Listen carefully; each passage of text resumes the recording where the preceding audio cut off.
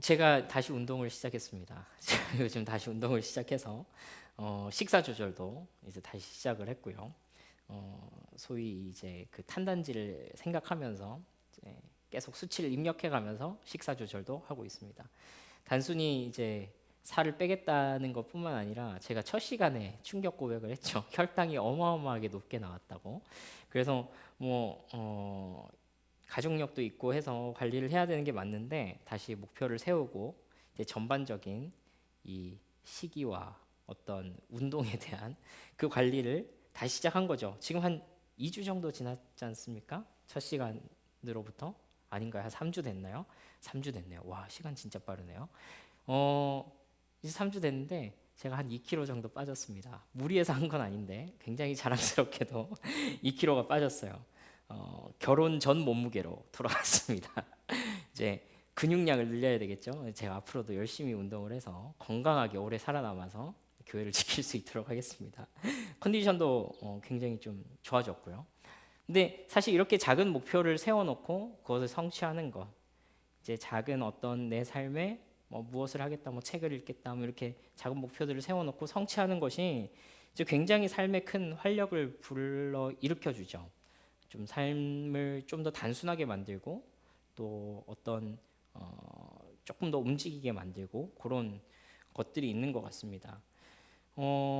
이제 우리가 이 일상생활에서 이런 목표를 세우는 것처럼 신앙생활에 어떤 목표를 세울 수 있을까라는 것을 이제 생각해 볼 때 사실 많은 우리 그리스도인들이 이렇게 생각할 겁니다. 죽어서 천국에 가는 거, 내가 구원받는 거, 그렇죠? 또 혹은 마음의 평안을 얻는 것, 그렇죠? 조금 더 이제 이 안정적인 삶을 사는 것 이런 것을 좀 생각해 볼 수 있을 거예요. 그런데 사실 성경은요 그리스도인이 된다는 것에 대해서 더 큰 그림을 가지고 있습니다. 더 아름다운 그림을 가지고 있죠. 그것은 바로 우리가 오아시스가 되는 것, 내가 오아시스가 되는 것입니다. 오늘 예수님께서요 우리가 오늘 읽었던 이 말씀을 통해서 예수님을 따라가는 자들을 새로운 차원으로 인도하십니다. 그저 예수님께서부터 생수를 마시고 마음이 편안해지고 죽어서 갈 천국을 약속받고, 물론 사실 이것도 너무 중요하죠. 매우 중요합니다. 이것이 해결되지 않으면 그 이후에 일어나는 그 모든 일들에 대해서 어쩌면 그것은 그저 종교적인 행위에 불과하게 될지도 모릅니다. 그러나 예수님께서 우리에게 생명을 나누어 주시면서 그냥 구원받고 마음의 평안을 얻고 이것만으로 끝내지 않으셨다라는 거예요. 우리가 첫 시간에 하나님이 처음 창조하셨던 세상과 지금 우리가 살아가는 세상의 아이러니를 함께 살펴봤었죠. 그렇죠?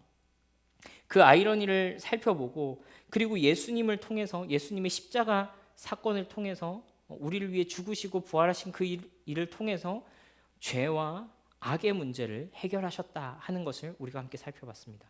그리고 그 다음 시간에 무엇을 살펴봤죠? 어떻게 하면 그 생명을 우리가 꾸준히 누릴 수 있을 것인가 하는 부분을 함께 살펴봤습니다.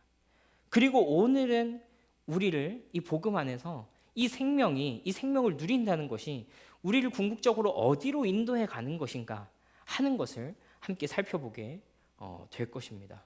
오늘 이 말씀을 통해서요 그리스도인으로서 우리에게도 좀 어떤 꿈이 생기면 좋겠습니다.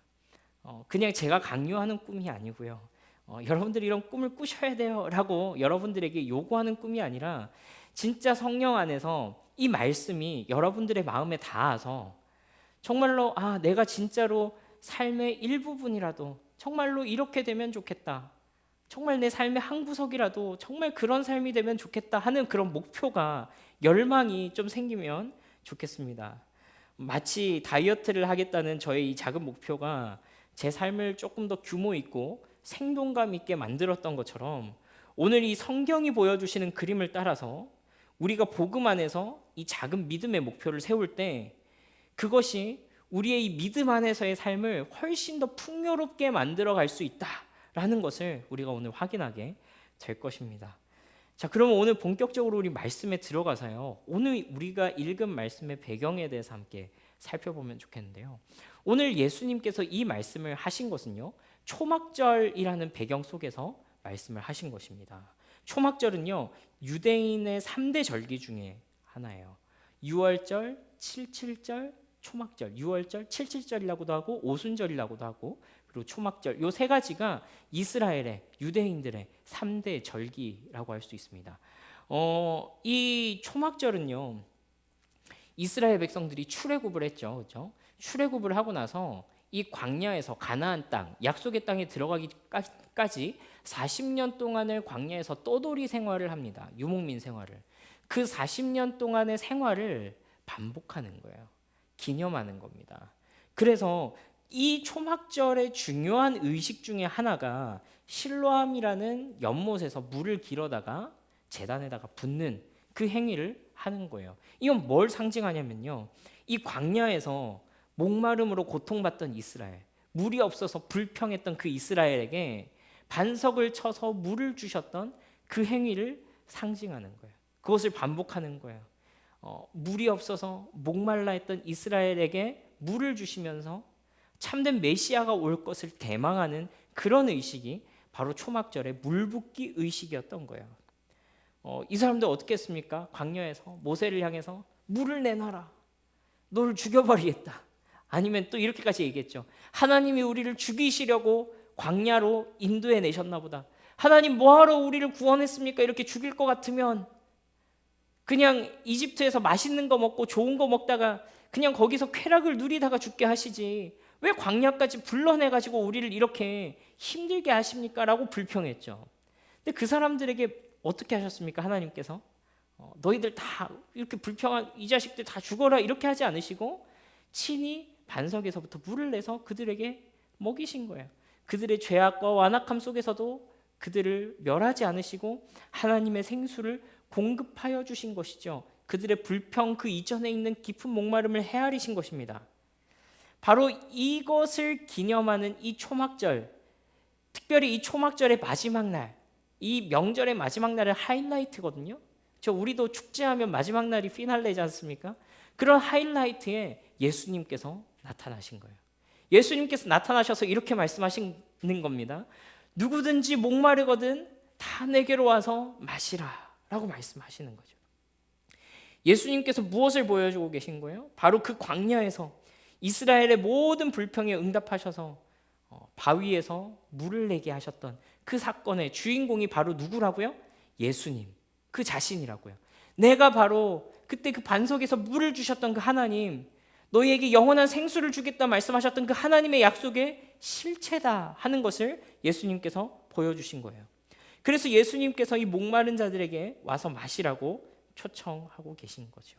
원어적으로 보면 이 와서 마시라는 것은요, 그냥 한 번 마시고 끝났다 완료 형태가 아니라 계속해서 진행되는, 또 와서 마시고 계속해서 그분에게로부터 와서 공급받으라 하는 이런 의미의 단어로 기록되어 있습니다. 그러니까 이 말은요, 예수님을 믿는다는 것은 어떤 수단이 아니라는 거예요. 무슨 말인지 아시겠어요? 한 번 먹고 내 목마름이 끝난다면 이분은 충분히 수단이 될 수 있어요.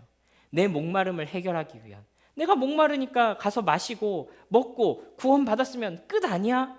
라고 할 수 있잖아요. 그런데 예수님께서 그렇게 말씀하지 않으시고 계속해서 와서 마시라. 목마른 자들아 끊임없이 나에게로 와서 마시라 라고 말씀하시는 거예요.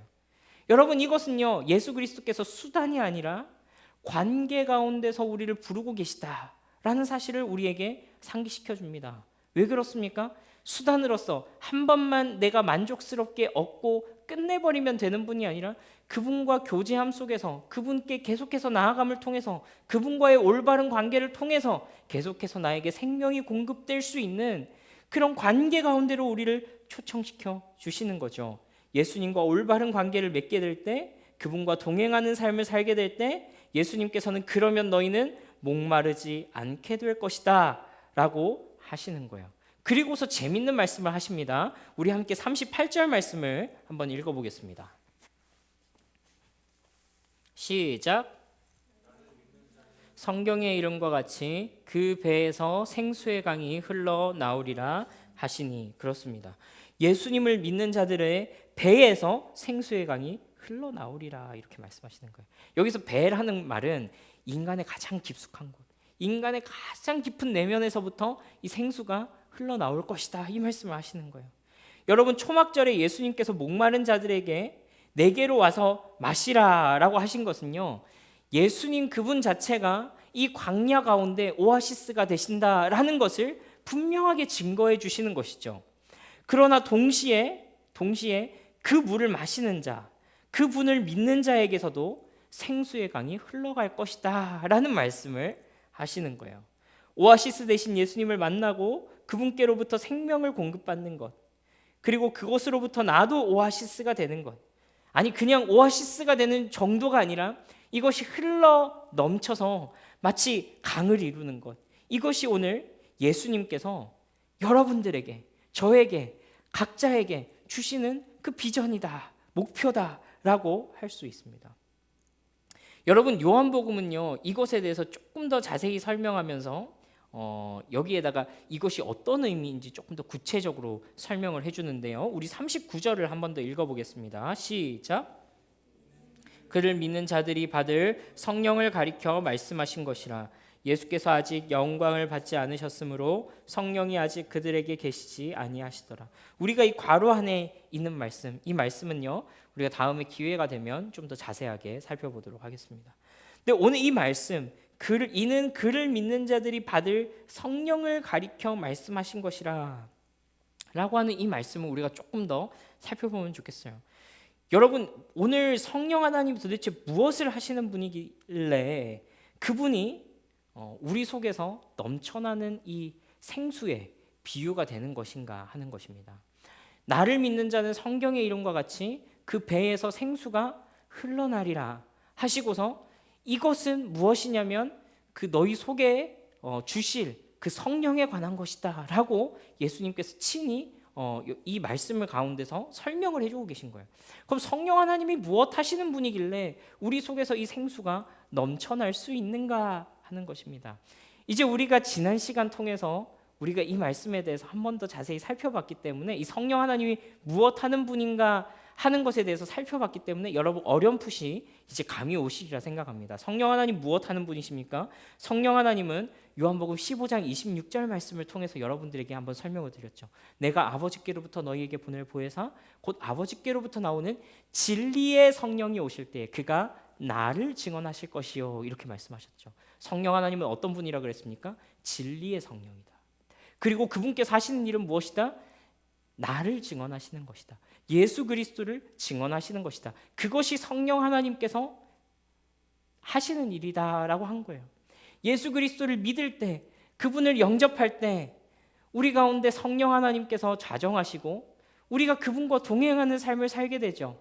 그분이 우리 속에 오셔서 하시는 일이 도대체 무엇이라 하는 말이에요.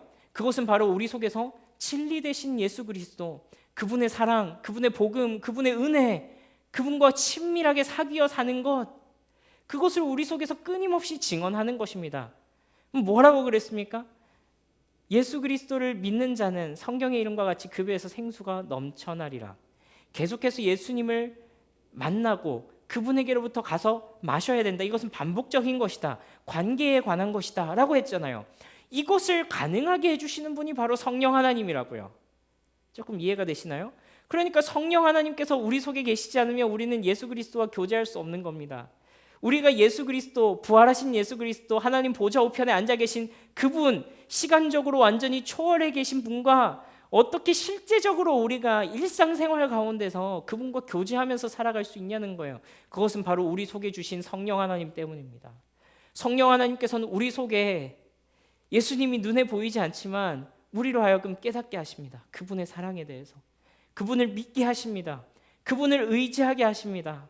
그런 일들을 하시는 분이 예수 그리스도시라고요. 우리 마음 가운데 예수님의 사랑을 가르치시는 분이신 거예요. 그래서 예수님께서 오시기 약 600년 전에 활동했던 에스겔 선지자는요, 우리에게 주실 성령 하나님에 대해서 이렇게 이와 같이 예언하고 있습니다. 우리 에스겔 36장 26절에서 27절 말씀 함께 한번 읽어보겠습니다. 시작.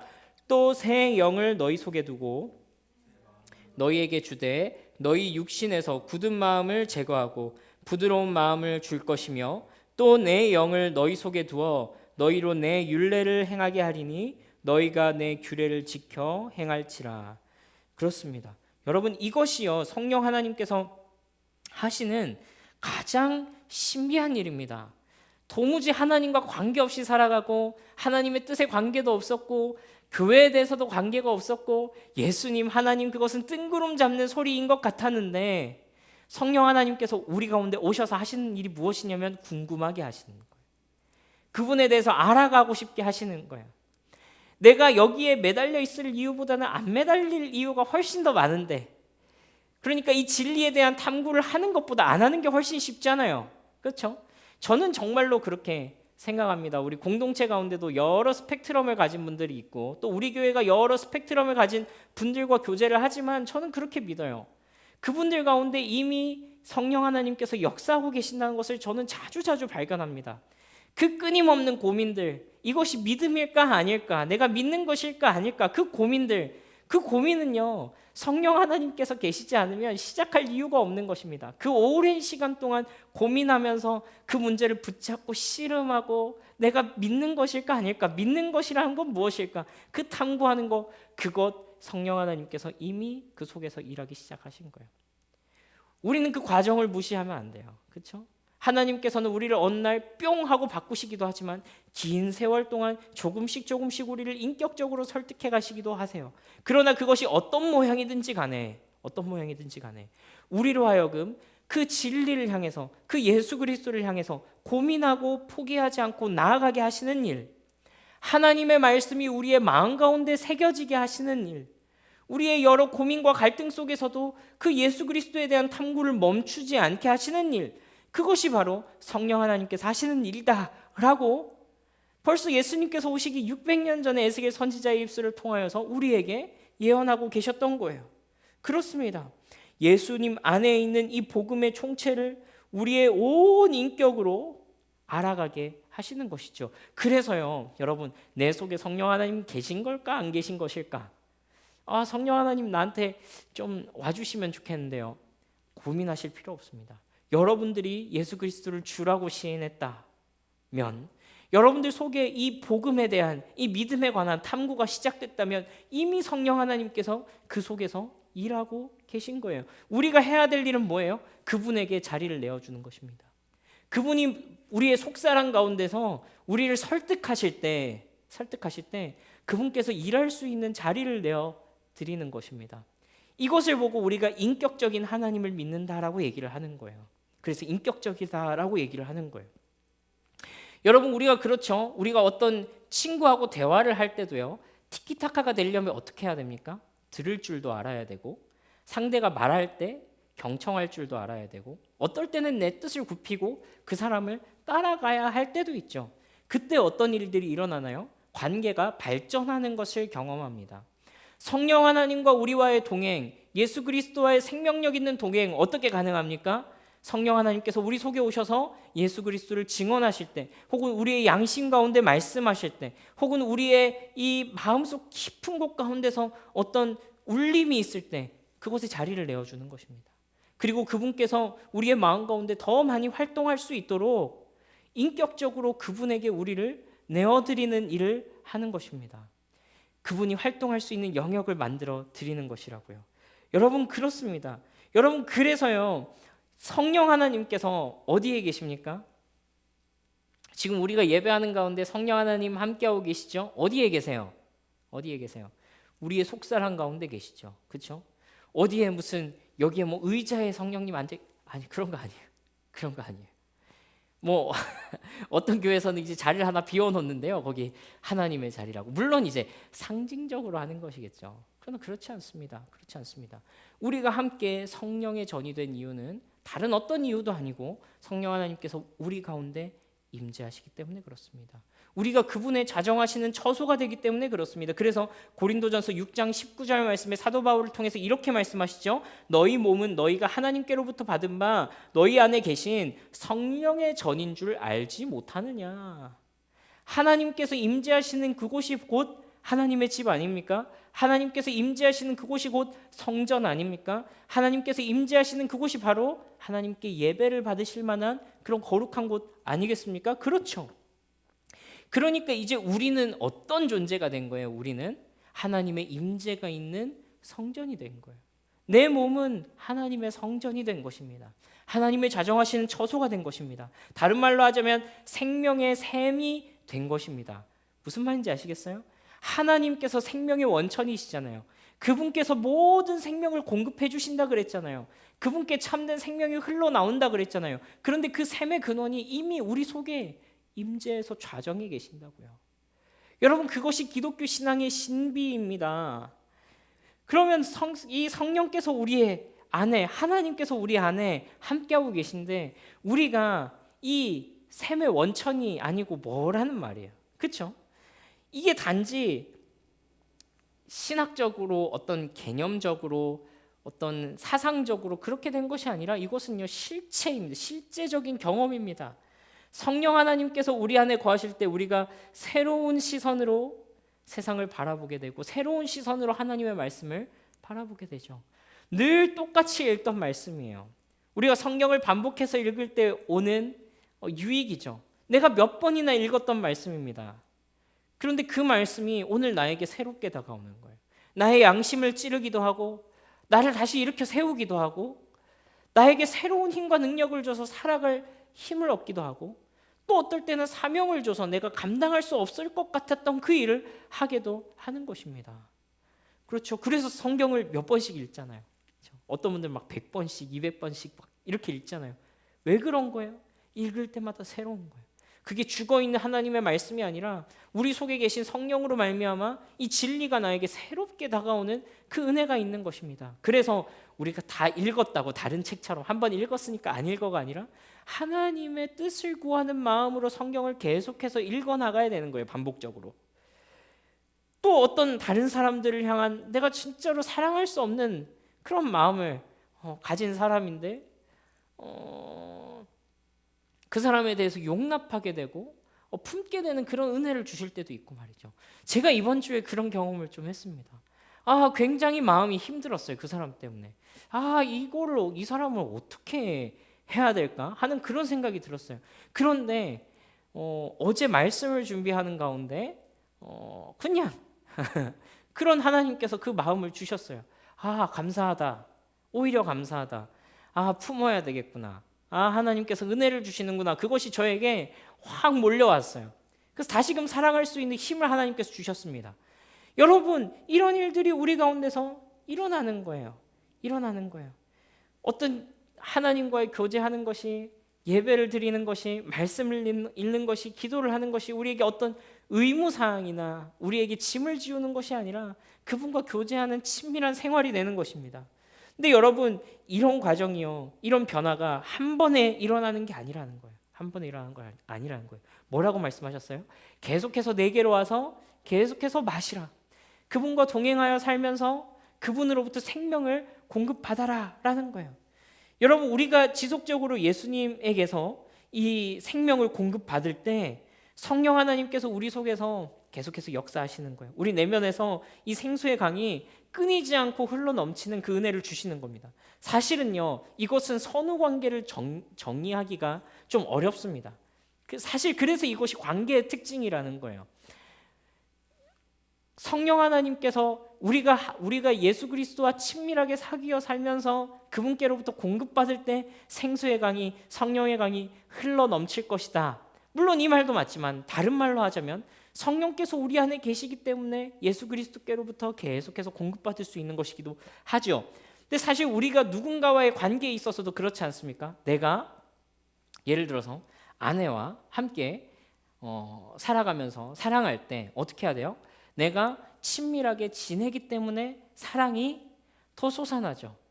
그리고 그 사랑이 솟아난 것 때문에 더 친밀하게 지낼 수 있죠. 그렇죠? 사랑이 먼저야? 친밀한 게 먼저야? 이 선후 관계를 구분하지 않습니다. 하나님과의 관계도 그러하다는 거예요. 성령님과의 관계도 그러하다는 거예요. 성령님이 역사하셔서 내가 예수님과 친밀한 것입니까? 내가 예수님과 친밀해서 성령님 역사하시는 것, 그거 구분하지 말자고요. 그렇죠? 그것이 우리가 신앙생활의 실제로서 우리의 삶 가운데 실제로 경험되는 것이라는 거예요. 이거는 경험해 본 사람은 이렇게 고백할 수 있습니다. 주님, 내가 주님과 친밀하게 살려고 했더니 성령께서 내 속에 더욱더 역동적으로 역사하시는 것을 경험하게 됩니다. 어떨 때는 주님, 내가 그럴 힘이 없었는데 성령께서 내 속에서 역동적으로 역사하셔서 내가 비로소 주님 다시 사랑할 수 있게 되었습니다. 이것이 선후관계를 가지지 않고 우리 속에서 이렇게 역동적으로 일어나는 것이죠. 여러분, 그런데요, 이렇게 우리 가운데서 이 생수의 강이 흘러 넘치는 것, 우리가 그분께로부터 공급받고 생명력 있게 살아가는 것은요, 단지 나만을 위해서 살아가는 것은 아니라는 거예요. 그냥 단지 내 만족만을 위해서 예수님과의 친밀한 교제, 성령 하나님께서 내 속에서 막 일하시는 것, 그것을 누리는 게 그게 끝이 아니란 말이에요. 여러분, 마치 강물이 흘러가는 곳마다 어떤 일들이 일어나요? 열매가 일어나고 망가졌던 것들이 살아나고 갈라졌던 땅들이 회복함을 얻고 이런 것들이 일어나죠. 여러분, 사실 이것은요, 마법적으로 이 어떤 성령 하나님의 기운이 막 내 속에서부터 그걸 보는 사람이 있어, 막 여기서 강처럼 막 흘러간다, 이런 걸 얘기하는 게 아니에요. 여러분, 이것은요, 성령의 전이 된 이 우리 성도의 삶을 통해서 하나님의 생명이 어떻게 세상 가운데로 흘러가는지를 보여주는 은유인 것입니다. 다시 한 번 더요. 우리가 성령의 전이 되었죠. 그렇죠? 이것이 우리의 삶을 통해서 흘러간다라고 하는 것이 마치 생수의 강이 흘러 넘치는 것처럼, 생명이 흘러 넘치는 것처럼, 그렇게 은유로 지금 성경 가운데 기록되고 있는 거예요. 우리를 통해서 하나님의 생명, 사랑, 진리, 위로, 용기, 소망과 같은 것들이 다른 이들에게 흘러가는 거예요. 그 생명력이 충만하여서 하나님의 성령이 그냥 내 안에만 머물고 있는 것이 아니라 나의 삶을 통하여서 다른 이들에게로 흘러가는 것이죠. 어쩌면 이것이 성령 충만의 진정한 의미일 것입니다. 여러분, 이 내 속에 생수의 강이 흘러가는 것, 이것이 구체적으로 그럼 무엇을 말하는 것인가 하는 것에 대해서요, 예수님께서 이 요한복음의 다른 구절을 통하여서 조금 더 자세하게 설명을 해주시거든요. 그것이 바로 요한복음 14장 12절 말씀입니다. 우리 함께 읽어보겠습니다. 시작. 나를 믿는 자는 내가 하는 일을 그도 할 것이요 또한 그보다 큰 일도 하리니. 아멘. 그렇습니다. 여러분, 여기서 예수님께서 우리가 하신 말씀에서 주목해야 될 것은 무엇이냐면은 어떤 특별한 사람, 어떤 믿음이 깊은 사람, 어떤 경지에 도달한 사람을 향해서 이 말씀을 하지 않으셨다는 거예요. 단순히 나를 믿는 자는 이렇게 될 것이다 라고 선언을 하고 계신다는 거예요. 여러분, 예수님을 주와 구주로 믿는 모든 사람들에게 해당되는 이것은 약속입니다. 이것은 우리에게 주어진 특권이자 책임입니다. 여러분, 이것은요, 단순히 부담스러운 명령이 아니라는 것을 우리가 좀 이해하면 좋겠어요. 예수님을 믿는 자를 예수님께서 얼마나 높은 수준에 두고 생각하시는지 우리가 생각해 보면 좋겠습니다. 여러분, 만약에 여러분들의 자녀가 있는데 그 자녀에 대해서 아무런 소망과 기대가 없다라고 생각해 보십시오. 난 네가 그냥 행복하게만 살았으면 좋겠어 라고 말한다면 그것은 거짓말이거나 아니면 그냥 환상에 사로잡혀 있거나 아니면 무책임한 말입니다. 여러분, 그냥 행복하게 살 수는 없어요. 그렇지 않습니까? 그냥 행복하게 살 수는 없습니다. 사람이 행복하게 살기 위해서는 아주 기본적인 삶의 문제가 해결되어야 됩니다. 그렇죠? 내가 뭔가를 일을 해서 벌어먹고 살아갈 수가 있어야 돼요. 또 어떻습니까? 건강이 필요하겠죠. 그렇죠? 내 삶을 유지할 수 있는 건강도 필요합니다. 또 어떤 게 필요할까요? 사회적인 관계를 유지할 수 있는 인격도 필요합니다. 그래서요, 여러분, 부모는요, 자녀가 그 행복한 삶이라는 궁극적인 목표에 도달하기 위해서 그 아이가 적절한 성장을 이루어갈 수 있도록 기대와 소망을 가져야만 하는 것입니다. 그렇지 않은 부모는 무책임한 부모인 거예요. 예수님도 마찬가지입니다. 예수님은요, 모든 믿는 자에게 같은 기대와 소망을 가지고 있습니다. 우리가 예수님 안에서 거듭났다, 다시 태어났다, 신생아가 되었다, 영적인 신생아가 되었다라고 했을 때 우리가 그 영적인 신생아 수준에서부터 진짜로 장성한 분량에 자라기까지 예수님께서 우리의 성장에 대한 어떤 목표치, 어떤 도달해야 할 그 기준점을 그분께서 가지고 계신다는 거예요. 그것은 무엇이냐면 바로 예수님을 닮은, 예수님이 하는 일을 하는 자들로, 할 수 있는 자들로 성장하기를 원하신다라는 거예요. 여러분, 예수님은 이 말씀을 목사에게만 주지 않으셨습니다. 장로에게만 주지 않으셨습니다. 말 그대로 모든 사람에게 주셨습니다. 우리는 예수님이 하셨던 일을 하게 될 것이고 예수님보다 더 큰 일도 하게 될 것입니다. 믿을 수 없고 때로는 이것이 우리에게 와닿지 않지만, 그러나 이것이 우리의 부모가 우리에게 가지고 있는 이상과 목표라는 거예요. 여러분, 3살, 4살, 5살짜리한테 네가 어떤 아이로 성장할 거야 라는 부모의 선언이 있다고 한들 그 아이가 그것을 얼마나 받아들이겠습니까? 그러나 이 부모의 보살핌 속에서 그 아이는 그 방향으로 성장하게 되어 있는 것입니다. 여러분, 우리가 얼마나 하나님의 뜻을 다 온전히 이해하고 있는지 모르겠어요. 저라고 해서 더 많이 알고 있을까요? 제가 알고 있는 것은 하나님의 계획이 아주 이만큼밖에 되지 않을 것입니다. 그러나 그런 우리도 하나님 안에서 자라갈 때에 그분께서 우리를 어떻게 양육하시냐?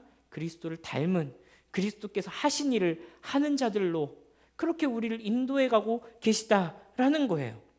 여러분, 만약에 이 부르심에 차등이 있다면 여러분과 제 사이에는 하나님이 정하신 어떤 신분의 차이가 있을 것입니다. 목사는 그리스도께서 하신 일을 하는 사람이에요. 성도는 그 목사의 말을 따르고 그냥 듣는 사람이야. 여러분, 이게 맞습니까? 그러기를 바라시는 분이 있을 수도 있어요. 그러나 그렇지 않아요.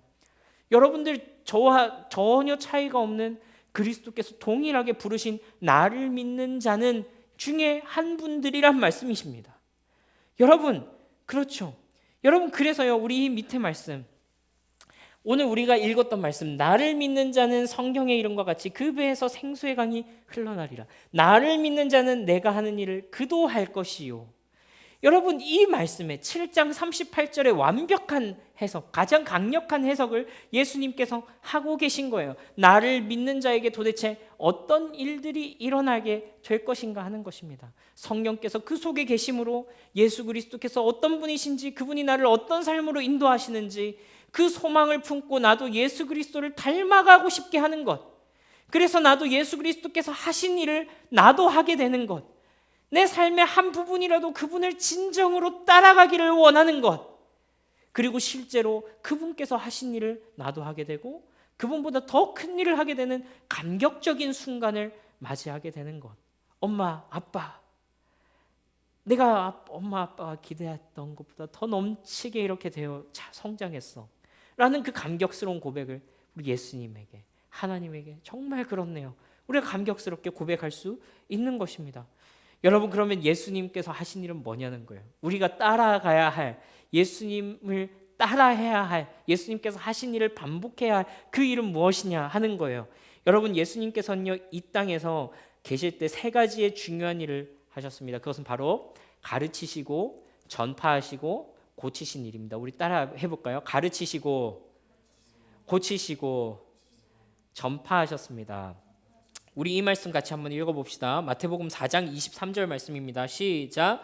예수께서 온 갈릴리에 두루 다니사 그들의 회당에서 가르치시며 천국을 전파하시며 백성 중에 모든 병과 모든 약한 것을 고치시니. 여러분, 그렇습니다.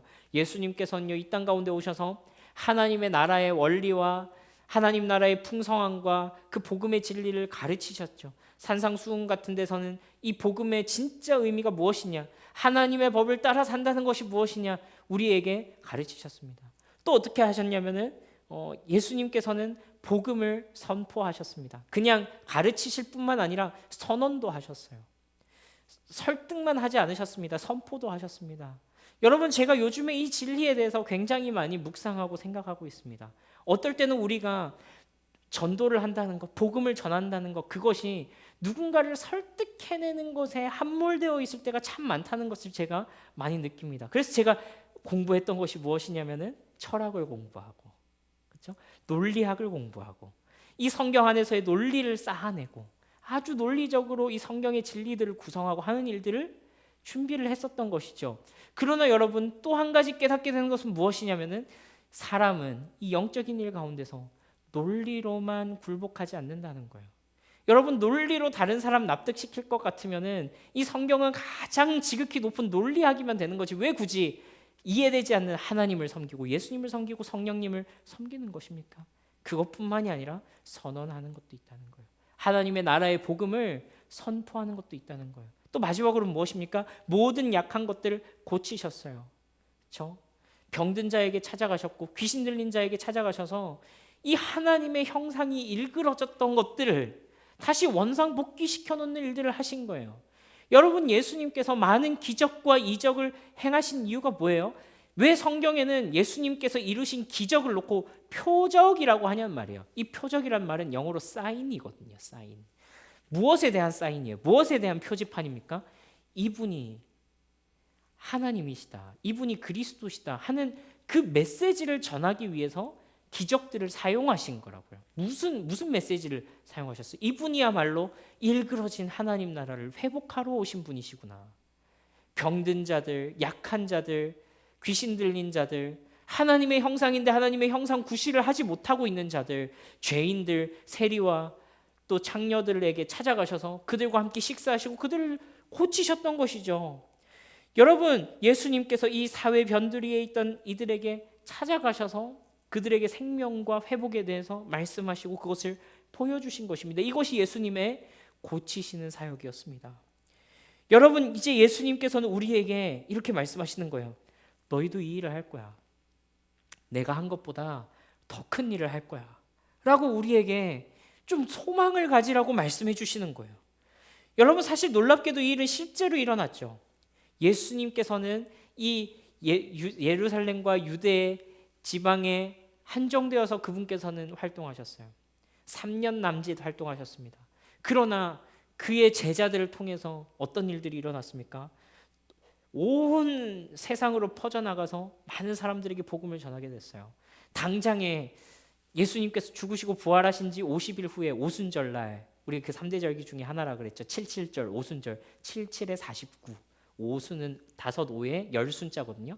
그러니까 하루를 치면은 49일이고 안 치면은 50일인 거예요. 같은 말인 거예요. 77절 오순절. 깜짝 상식으로 알고 계시면 좋습니다. 그날에 성령께서 임하시자 사도 베드로를 통해서 설교를 하게 하시는데 베드로는 어부 출신이잖아요. 그렇게 원래 학식이 뛰어난 사람이 아니고 말 잘하는 사람도 아니란 말이에요. 근데 이 베드로의 설교를 통해서 몇 명이 회개하고 돌아오는 것을 보여주냐면 자그마치 3,000명이 회개하고 돌아오는 일을 보여주시는 거예요. 사실 이런 일은 예수님 때에 있지 않았어요. 예수님이 설교하시면 어떻게 했냐면요. 저 자식 돌로 쳐서 죽이라고 바리새인과 서기관들과 돌 들고 쫓아왔어요. 어떨 때는 낭떠러지로 예수님을 몰고 가셔서 저 낭떠러지로 떨어뜨리려고 한 적도 있습니다. 실제로 십자가에 못 박아 죽이기까지 했죠. 여러분 이것이 어쩌면 하나님의 지혜이고 하나님의 귀여우신 부분이라고 할 수도 있고 하나님의 놀라우신 부분이죠. 하나님은 직접 그 일을 하실 수 있으셨지만 그러나 직접 하지 않으시고 우리에게 그분의 제자들에게 그분을 따라가는 자들이 직접 이 기쁨을 맛보고 내가 그것을 지켜보는 것뿐만 아니라 내가 직접 그 놀라운 예수 그리스도를 닮아 있는 예수 그리스도의 제자로 살아가는 그 현장 가운데서 가르침의 역사가 선포함의 역사가 고치는 회복의 역사가 보이고 직접 경험하는 그 은혜를 주신 것입니다. 여러분 그렇습니다. 우리를 이렇게 놀라운 삶으로 초대하시는 분이 바로 성령 하나님이시죠. 성령 하나님께서는 우리 속에서 진리 되신 예수 그리스도 그 놀라운 복음의 풍성함을 우리 속에서 가르치시죠. 우리 마음 가운데 그분을 향한 사랑과 감사의 마음과 경배의 마음과 찬양의 마음이 막 샘솟게 하시지 않습니까? 그것이 우리 마음 가운데 막 깨달아질 때 우리 속에서 자연스럽게 그렇게 찬양이 넘쳐 흐르잖아요. 그분을 사랑하게 되잖아요. 근데 또 그 감격 가운데서 우리는 어떤 소망을 갖게 돼요? 여러분 어떤 소망을 갖게 됩니까? 그냥 감격하고 끝나던가요? 여러분들에게 그것이 강화가 되지 않았을 뿐이지 여러분들 속에 그런 경험을 해보셨을 거예요. 나도 그렇게 살고 싶다. 나도 예수님 닮아가고 싶다. 나도 예수님처럼 살고 싶다. 나도 예수님 닮고 싶다. 나도 더 거룩해지고 싶다. 나도 정결해지고 싶다. 나도 하나님 닮아 있는 사람 되고 싶다라는 그 소망을 여러분 품어본 적 있지 않으세요? 그 일을 하시는 분이 바로 성령 하나님이시라는 것입니다. 하나님 나라에 대한 꿈과 비전을 심어주십니다. 이 세상이 하나님의 다스림 안에 회복되는 것을 소망하게 하십니다. 그리고 그 일 가운데 동참하고 싶은 열망을 우리 속에 일으키십니다. 여러분, 그런 열망이 일어날 때 캐치하셔야 돼요. 그거 그냥 흘려보내지 마셔야 돼요. 아, 하나님께서 나를 부르고 계시는구나. 나를 믿는 자는 내가 한 일을 할 것이요, 내가 한 것보다 더 큰 일을 하리니 말씀하셨던 그 말씀으로 나를 지금 부르고 계시구나 라고 하는 것을 깨달으셔야 돼요. 여러분, 사도행전은요, 이렇게 성령으로 충만해진 제자들이 어떻게 예수님의 사역을 이어갔는지 보여줍니다. 이 사도행전에 보면요, 이 제자들은 하나님 나라의 복음을 사람들에게 가르쳤고요, 또 복음을 선포했고요, 모든 약한 것과 일그러진 것들을 고치는 일 가운데 전심을 다했습니다. 여러분, 그렇습니다. 이건요, 어떤 제자들이 대단해서 그런 게 아니에요. 여러분, 우리가 제자들의 실상을 너무나도 잘 알고 있는데, 이 제자들은 예수님께서 십자가에 못 박히실 때 한 사람도 예수님을 온전히 따라간 자 없이 다 배반자의 자리에 올랐던 자들입니다. 여러분, 그런데 이들이 성령의 충만을 힘입고서 참으로 그 가운데서 생수가 넘쳐나는 것을 경험할 때, 사도행전 가운데서는 이들이 성령 하나님의 능력으로 말미암아 그렇게 살아가는 것들을 우리가 목격하게 되는 거예요. 그들 안에서 역사하시는 성령님 때문에 그렇게 되는 것입니다. 여러분, 이것은요, 어떤 이론적인 것이 아닙니다. 이것은 우리 삶 가운데서 일어나야 하는 일입니다. 우리는 그래서 이렇게 기도할 수 있어야 됩니다. 하나님 아버지, 내일부터 살아가는 우리의 삶 가운데서 성령 하나님 역사하여 주십시오. 내 힘과 내 능력, 내 생각으로는 끊임없이 나의 육신의 생각, 나의 육신의 고민, 나의 육신의 어떤 이 한계 가운데 함몰되어서 살아가는 것이 내 실상인데, 이 광야 같은 나의 일상 가운데서도 예수 그리스도로 말미암아 샘솟는 그 생수가 성령으로 말미암아 내 가운데서 흐르게 하여 주십시오. 주변을 둘러보면 다 광야죠. 주변을 둘러보면 다 광야입니다. 척박합니다. 살아남아야 됩니다. 그러나 내 마음속 가장 깊은 곳, 그 배에서는 생수가 올라오고 있는, 퐁퐁퐁퐁 솟아 올라오는 그것을 우리가 실제적으로 실존적으로 경험하면서 살아야 한다는 거예요. 어떻게 기도해야 돼요? 성령 하나님, 나의 일상 가운데 일해 주십시오. 내 삶에 주님께서 일하실 수 있는 부분을 더 영역을 넓혀드리겠습니다. 내가 당신께서 말씀하실 때 내가 승복하겠습니다. 당신께 자존심을 굽히도록 하겠습니다. 주님, 우리 이 인격적인 관계가 지속되기를 바랍니다. 내 삶 속에서 일해 주십시오 라고 기도할 수 있는 것입니다. 어떤 부분이든지 좋습니다. 여러분, 이것이 때로는 부담스럽게 예수님이 하신 일 나도 아니 괜찮습니다. 어떤 부분이든지 좋습니다. 우리의 삶의 작은 부분이라도 예수님이 가셨던 그 길을, 예수님의 그 흔적이 우리의 삶 가운데 발견될 수 있기를 원하게 되는 것입니다. 여러분, 그랬습니다. 우리가 지금까지 예수님께로부터 생수를 마시고 우리 가운데 성령님이 오셔서 우리를 통해서 성령의 강이 흘러가게 되고, 또 그것으로 인해서 우리가 예수님이 하신 일을 할 수 있게 된다라는 것을 우리가 함께 살펴봤죠. 여러분, 이것을 한마디로 정리하면 뭐라고 할 수 있겠습니까? 바로 예수님의 제자가 된다라고 할 수 있습니다. 여러분, 제자가 된다라는 것은요, 그에게서 그냥 어떤 지식적인 부분만 습득하는 것을 의미하지 않습니다. 성경에서 제자는요, 그분의 지식, 그분의 인격, 그분의 삶의 목표까지도 다 내가 품어내는 것을 의미합니다. 여러분, 그렇습니다. 예수님의 제자가 된다는 것은요, 이 예수님의 생명을 받아서 그분처럼 된다는 거예요. 그분처럼 느끼고 그분처럼 행동하고 이 예수님의 사명을 나도 이어받아 가는 것을 의미한다는 거예요. 여러분 이렇게 질문할 수 있죠. 저 교회만 다니면 안 될까요? 예수님의 제자는 조금 부담스러운데요. 저는 좀 빼주시면 안 될까요? 네, 안 됩니다. 안 됩니다. 여러분이 예수님의 제자가 된다는 것은요, 우리 모두의 목표라고 할 수 있습니다. 아주 본질적인 목표입니다. 우리가 예수님을 믿을 때에, 그분의 자녀가 되었을 때에 동시에 우리는 그분의 제자로도 부름을 받은 거예요. 여러분, 예수님께서는요, 제자를 뽑으실 때 이렇게 뽑지 않으십니다. 어떤 커트라인을 딱 두고요, 시험 쳐가지고 이 시험 점수 넘는 사람은 내 제자하고 이 시험 점수 못 넘는 사람은 조금 낮은 단계의 사람으로 살아가도 된다, 내가 구원은 해줄게 라고 말씀하지 않으셨어요. 여러분, 예수님께서는요, 제자답지 않은 자들, 제자의 기준에 한참 미치지 못하는 자들, 여러 가지 모양에서 함량 미달인 자들을 일단 부르셨어요.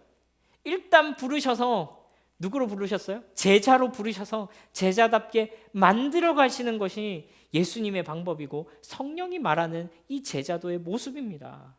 여러분, 그렇습니다. 왜 예수님께서 이렇게까지 하시냐 하면 이것이야말로 하나님께서 처음 꿈꾸셨던 세상과 너무나도 밀접하게 관계가 있기 때문이에요. 여러분, 하나님은요, 이 망가진 세상을요, 뿅 하고 뒤집어 놓는 방법으로 회복하시기를 원치 않으셨어요. 그 방법을 선택하지 않으셨습니다. 대신에 하나님께서는 어려운 길을 가기로 하십니다. 어떻게 하시냐면 당신의 자녀들을 선택하셔서 이 예수님의 제자들을 통해서 이 세상의 모든 아픔과 연약함과 일그러진 것과 이 광야 가운데 메말라져 있는 것들을 회복시키기를 원하셨다라는 거예요. 그것을 결정하셨다는 거예요. 여러분, 그리스도인들은요, 어떤 세상에 포함되지도 않고 어디 뭐라고 그럽니까? 자기 혼자서 무릉도원에 떠 있으면서 이 세상 다 잘못됐어. 너도 틀리고 너도 틀렸어. 그렇게 막 양비론 같은 고상한 소리나 하고 앉아 있는 그런 사람들이 아니라는 거예요. 그리스도인들은요, 세상 가운데에서 부름을 받아가지고요, 그 세상 안에서 광야 한가운데서 오아시스로 살아가도록 부름을 받았다라는 거예요. 여러분, 우리 다시 한번 첫 시간에 한번 떠올려 보겠습니다. 하나님께서 아담을 처음 창조하시고 뭐라고 말씀하셨어요? 생육하고 번성하여 땅에 충만하라. 하늘에 있는 것과 땅에 있는 것들과 땅 아래 있는 모든 것들을 다스려라 라고 말씀하셨죠. 여러분, 이게 무슨 의미입니까? 여러분, 그냥 번식을 많이 하라는 말입니까?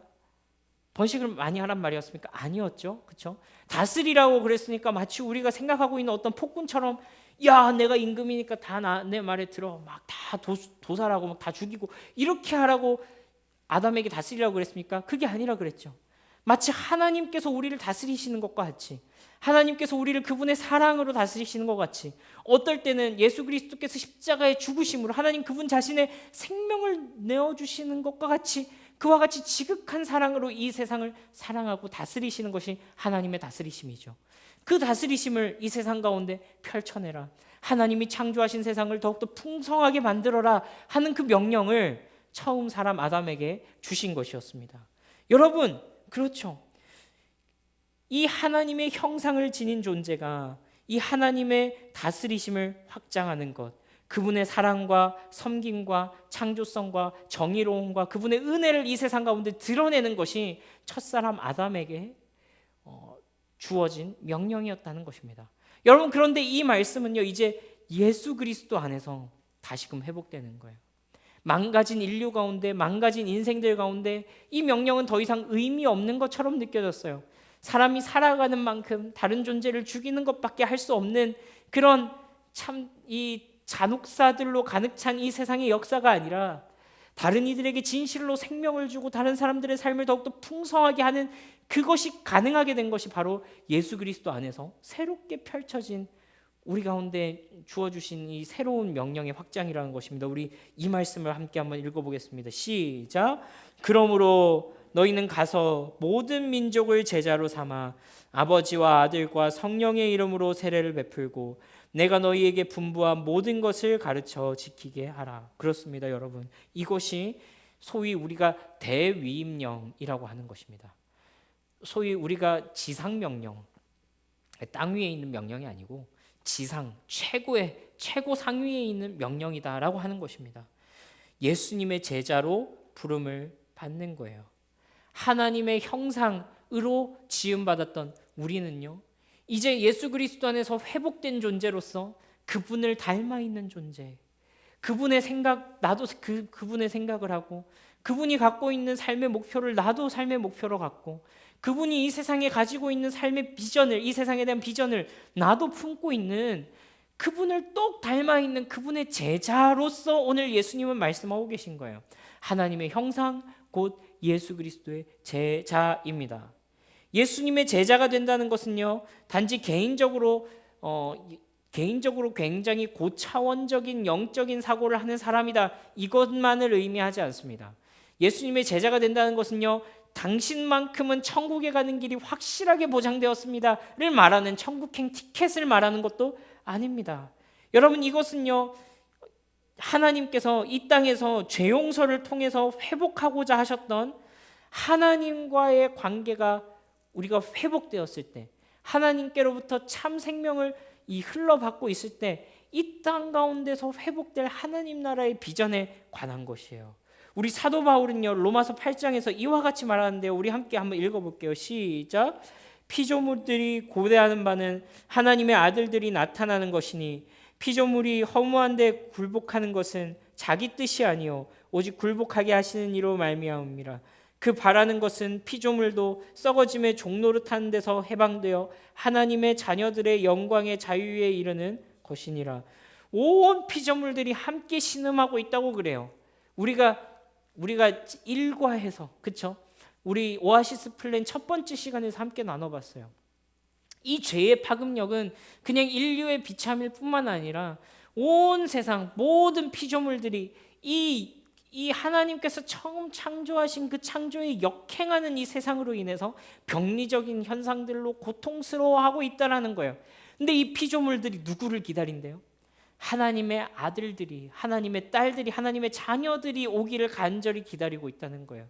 썩어짐의 종노릇하는 데서, 죽음의 종노릇하는 데서, 파멸을 향해 가고 있는 이 세상을 향해서 종노릇하는 데서 허무한 가운데 굴복하고 있는 이 피조물들이 누구를 기다려요? 하나님의 자녀들을 기다리는 거예요. 하나님의 형상들을 기다리는 거예요. 회복된 하나님의 형상, 그분의 그리스도의 제자들을 기다리고 있는 거예요.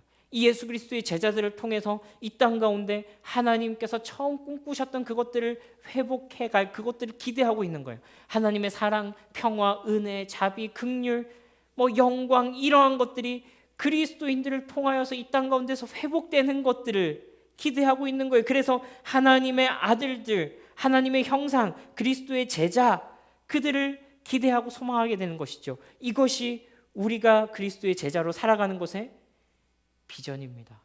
여러분, 이것이 바로 내가 오아시스가 되는 비밀입니다. 우리를 통해 흐르는 하나님의 생명으로 내가 존재하는 그 자리에서 하나님의 생명이 다른 이들에게로, 다른 존재들에게로 흘러가는 것을 의미하는 것입니다. 여러분, 이 일에 대해서 우리가 가장 먼저 할 수 있는 일은 무엇일까요? 가장 먼저 할 수 있는 것, 어떻게 보자면 가장 근본적으로 우리가 할 수 있는 일은 복음 전하는 일이겠죠. 다른 이들에게 예수 그리스도의 생명을 나눠주고 그들이 하나님과 올바른 관계를 맺을 수 있도록 해주는 것, 그들도 회복된 하나님의 형상으로 살아갈 수 있도록 해주는 것이겠죠. 그러나 동시에 우리는 이것을 넘어서 하나님께서 예수님을 통하여 이루실 더 큰 비전에 대한 어떤 이해도 가지고 있어야 돼요. 우리가 마주하는, 우리가 직면하는 사회의 구조적인 아이러니나 혹은 그 가운데서 소외받고 고통받고 있는 이들에 대한 감수성이 있어야 된다는 거예요. 우리의 도움이 필요한 사람들을 외면하지 않는 것도 이 일 가운데 동시에 포함된다는 거예요. 우리가 함께 그런 얘기를 나눴지만 하나님의 형상이 하나님의 형상답게 대우받지 못하고 있는 것에 대한 고통, 하나님이 창조하신 영광스러운 세상이 인간의 손에 의해 잔혹하게 파괴되어 가고 있는 현실을 목도하는 고통, 하나님이 처음 창조하신 세상은 이런 세상이 아닐 것인데에 대한 안타까움, 그것을 포함하는 것입니다. 거기에 대해서 하나님, 내가 이 세상 가운데 무엇을 할 수 있습니까? 회복할 하나님 나라에 대한 비전을 가지고 내가 무엇을 할 수 있습니까? 라고 고민하는 것이 여기에 포함될 수 있다라는 거예요. 그래서 마치 예수님께서 기적을 일으키셔서 그것을 통해서 무엇을 선포하셨어요? 하나님 나라를 선포했다 그러시거든요. 예수 그리스도를 통하여서 이 땅 가운데 회복될 세상은 어떤 세상인가를 보여주셨다 그랬거든요. 마치 그와 같은 것입니다. 예수 그리스도를 따라가는 그분의 제자들을 통해서, 우리의 실천을 통해서, 우리의 삶을 통해서 그것이, 그와 같은 것들이 표적처럼 이 세상 가운데 드러나야 되는 거예요. 원래 세상은 어떠해야 하는지, 원래 하나님께서 창조하신 세상은 어떠했어야 하는지의 그 비전이 드러나는 것입니다. 여러분, 이것이 아주 거창해 보이지만 아주 작은 것에서부터 우리가 실천할 수 있다라는 것을 우리가 좀 기억하면 좋겠습니다. 여러분과 함께 이런 이야기를 나눴지만 이곳은 이웃에게 보여주는 작은 친절이 될 수 있겠죠. 혹은 예수님의 이름으로 공경에 처한 자들에게 다가가는 것이 될 수도 있습니다. 혹은 그 어떤 여러분들이 이 놀라운 예수 그리스도의 제자로 부름받은 이 진리 속에서 상상력을 펼쳐서 할 수 있는 일들이 무궁무진하리라고 생각합니다. 다른 이들을 돕는 작은 행동들로부터 시작해서 자연과 환경을 생각하는 그 모든 행동까지, 우리가 그냥 선행을 하면 그냥 선행에 그치겠지만 예수 그리스도의 이름으로 이런 일들을 하게 된다면 그것은 하나님 나라의 비전이 우리를 통하여서 지금도 실현되고 회복되어지고 영광 가운데로 나아가는 그 과정 가운데 있다는 것을 우리가 보게 되는 것입니다. 여러분, 예수님께서 약속하셨듯이 지극히 작은 자에게 내 이름으로 냉수 한 잔 대접한 그 사람은 하늘에서 결탄코 상급을 잃지 않으리라라고 말씀하셨던 그 말씀을 우리는 기억할 수 있어야 하겠습니다. 여러분, 예수님께서는요, 이 일을 위해서 가서 제자 삼으라라고 말씀하셨습니다. 여러분, 예수님께서는요, 이 대위임령을 주시면서요, 단순히 전도 많이 해라 라고 말씀할 수도 있었어요. 신자를 많이 만들어라 라고 하실 수도 있으셨어요. 그런데 예수님께서는요, 그냥 그 정도로 말씀하시지 않으시고 가서 제자를 삼으라 라고 말씀하셨어요. 그리고 이 제자 삼으라 라는 말 가운데서 우리는 새로운 이 분에 대한 부르심을 얻게 되는 것입니다. 예수님의 비전은 단순히 신자를 많이 만들어서 세력을 키우는 것이 아니라, 예수님의 비전은 참으로 회복된 하나님의 형상, 그분의 제자를 부르고 계신 것이죠. 예수님께서는요, 우리가 그리스도의 장성한 분량이 충만한 데까지 이르기를 기대하고 계십니다. 여러분, 예수님께서는 우리를 부르셔서 이 놀라운 하나님 나라의 회복 가운데로 초대하고 계신 것입니다. 여러분, 우리는요, 한번 상상해 보면 좋겠습니다. 예수님을 따르는 사람들이, 회복된 하나님의 형상들이 참으로 그 마음과 그 비전을 가지고 세상 가운데로, 삶의 자리로 나아갈 때에, 그분을 닮아 있는 자들이 이 땅 가운데서 참된 작은 예수로 살아갈 때에, 여러분, 모든 그리스도인들이 그와 같은 삶을 살아가게 된다면 어떤 일들이 일어날까요? 정말 너무나도 멋진 일들을 우리는 상상할 수 있지 않겠습니까? 여러분, 그렇습니다. 우리는요, 이것을 통해서 이미 하나님의 나라가 우리 가운데 임했다라고 말할 수 있습니다. 그러나 아직 완전히 임한 것은 아니죠. 그러나 이미 우리 가운데서 시작된 이 하나님 나라의 현상을 우리가 보고서 우리가 확신할 수 있는 것은 무엇입니까? 곧 예수 그리스도께서 이것을 완전히 이루시겠구나 하는 소망도 더욱더 강력하게 받을 수 있다는 것입니다. 여러분, 이것은요, 마치 이게 아는 분들은 아시겠습니다만 소위 사회구원, 사회복음 이런 차원을 얘기하는 것이 아닙니다. 하나님 나라에 관한 비전을 말씀드리는 것입니다. 여러분, 그렇지요. 우리 가운데서 이미 시작된 하나님 나라의 흔적들을 우리가 발견하면서 무엇을 확신하게 되냐면, 예수 그리스도께서 완전히 이루실 그 하나님 나라의 풍성함에 대해서 우리가 더욱더 사모하게 되는 것입니다. 이 땅에 천국을 건설하려는 것이 아니라 이 땅에서 시작된 하나님 나라의 흔적을 통해서 완전히 이루실 그 하나님 나라를 더욱더 사모하게 되는 것이라고요. 여러분, 이것이 선행되지 않으면요, 마치 우리가 장착할 천국, 우리가 장착할 하나님 나라에 대한 꿈과 환상은요, 마치 어쩌면 우리의 욕망에 관한 투영이 돼버릴 수도 있습니다. 거기 가면 돈 많겠지, 거기 가면 맛있는 거 많이 먹겠지, 이 정도 수준에 밖에 머물러 있지 못하게 될 거라고요. 그러나 하나님께서 우리에게 보여주시는 비전은 훨씬 더 찬란하고 풍성하고 풍요로운 것입니다. 하나님께서 처음 꿈꾸셨던 그 하나님 나라의 비전, 그것을 우리 속에 품고 살아가게 하신다는 것입니다. 여러분, 우리가 이 사실을 기억하면서요, 우리 함께 찬양하고 좀 기도하면 좋겠는데요. 여러분, 우리 오늘 말씀을 기억하면서 우리 두 가지 기도 제목을 함께 나누겠습니다. 첫 번째로는요, 우리의 삶이 날마다 이 예수 그리스도와의 교제 속에서 이 생수를 마시는 것으로 나아가게 해달라는 것입니다.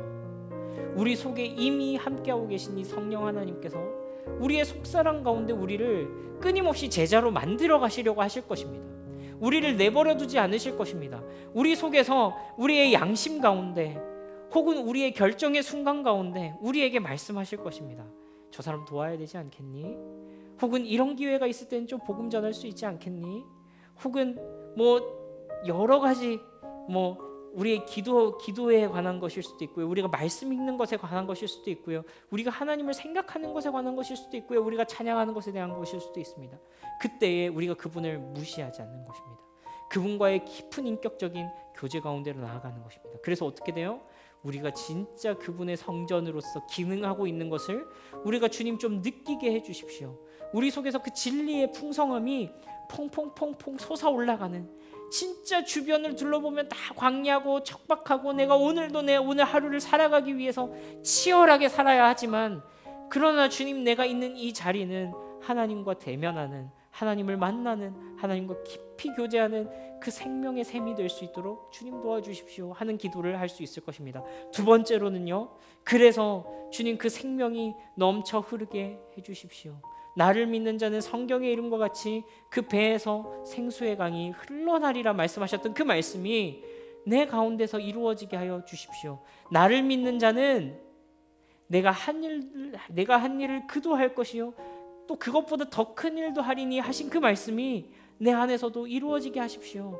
주님, 그 은혜가 나에게 넘쳐 흘러서 다른 이들을 살리고 하나님의 비전이 내 삶 가운데서 성취되어져 가는 그 제자의 삶, 하나님의 형상의 삶을 살아갈 수 있도록 도와주십시오. 우리 이 두 가지 소망을 가지고 우리 찬양 이후에 함께 기도하도록 하겠습니다.